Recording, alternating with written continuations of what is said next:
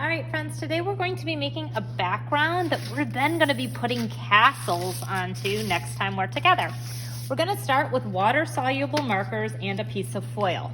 What you want to do is take a marker and color the foil. It sounds silly and crazy to do this, but what happens is the ink sits on the surface of the foil and we transfer it to a piece of paper.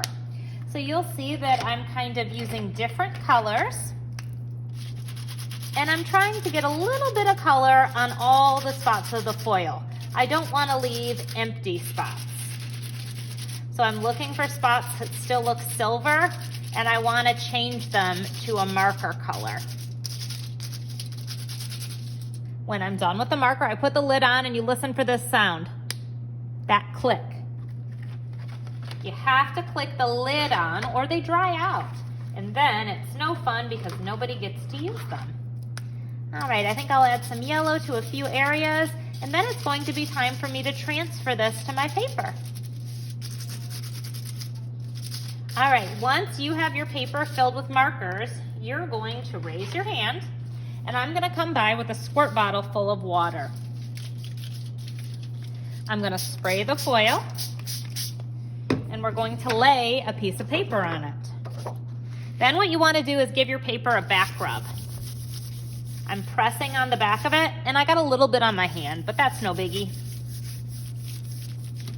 So pressing all around equally, and then when I separate it, you can see that my paper is really pretty now. I use kind of like fire colors, so it's nice and bright, and next time I see you, we will build a castle right on top of this. Now I have rectangles and triangles, and I'm going to use them just like they're blocks for building. I'm going to take this shape here, it's a rectangle, and I'm going to trace around the edges with glue. Then I'm going to take that, and when you build with blocks, you start on the floor. The bottom of your paper is like the floor. Now I'm going to put another rectangle on top, building up. I think I'll make a yellow one. So each of these is like a block being stacked up towards the sky.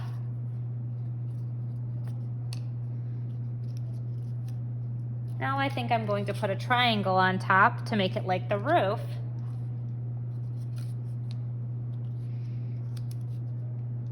I want to build another area like that on the other side.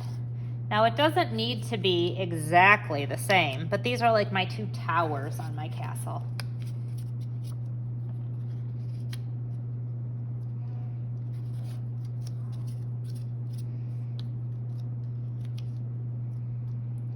So again, building from the bottom up. And now I'm going to put a triangle.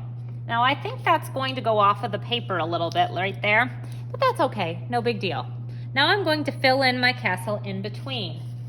I think I'll use, sometimes I like to do this where I lay it out before I glue it. So that way I can decide if I like it.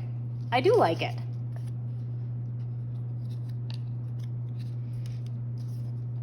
So these blocks would be standing up on their skinny side, real tall.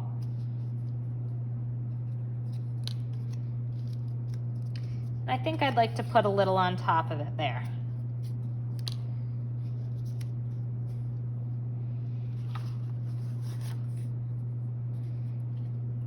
I think I want this block to stand up that way. Just for something a little different.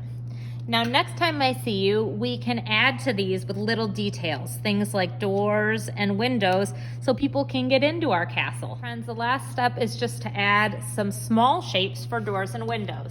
I think I want to use a circle right there for a circular window. I think I'd like to use a square here. Maybe I will make a rectangle here. Maybe I'll make a circle down here. So I'm just adding some little details. Details are the small things on art that make them each unique. So now if you come to my castle, you can walk in through the door And you can walk upstairs and look out a window. And you can walk over here and wave out the window to your friends. So my castle is all done. I have lots of shapes and I've used all kinds of techniques to make it.